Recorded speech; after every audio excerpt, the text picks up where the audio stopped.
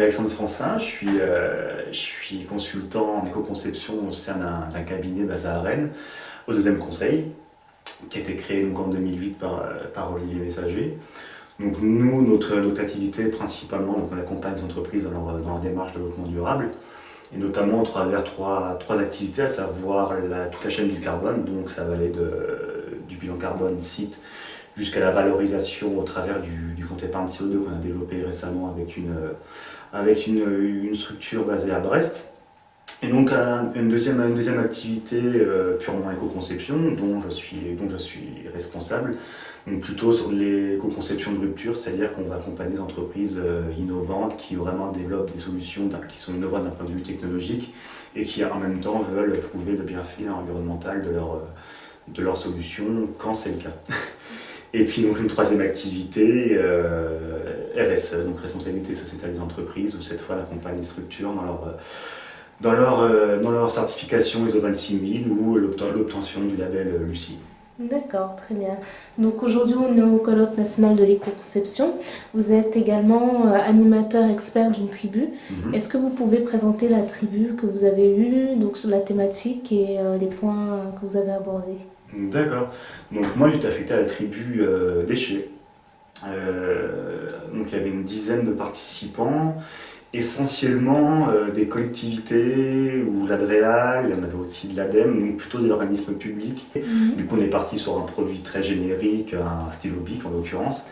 Et donc j'ai fait travailler un peu les participants sur les réflexions qu'on rencontre tous les jours dans les démarches d'éco-conception, donc à savoir donc identifier les pressions et les opportunités qui peuvent s'exercer sur une structure, donc là en l'occurrence c'était BIC. Ensuite, un petit atelier qui nous a permis de mettre en avant les différentes parties prenantes qui pouvaient avoir une influence directe sur la société BIC, et puis faire prendre conscience aussi aux participants qu'en fonction des parties prenantes, les attentes en matière d'environnement sont totalement différentes.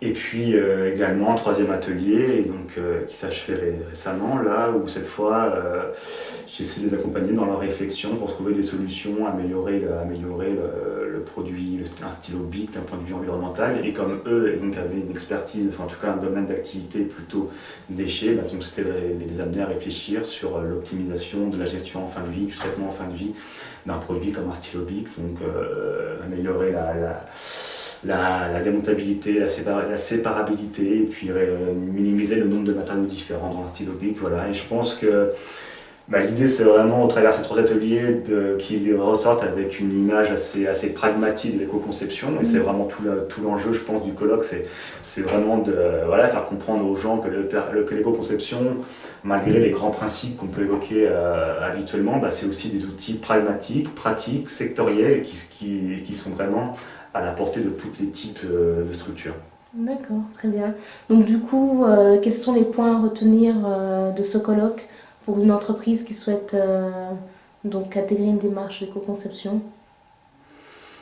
Que l'éco-conception aujourd'hui, c'est pas seulement réservé à des grands groupes qui souhaitent se lancer dans la valorisation marketing de leur structure. C'est aussi abordable pour des structures plus modestes, avec des moyens plus limités, qui n'ont pas forcément les compétences ni les ressources financières pour initier ce genre de démarche.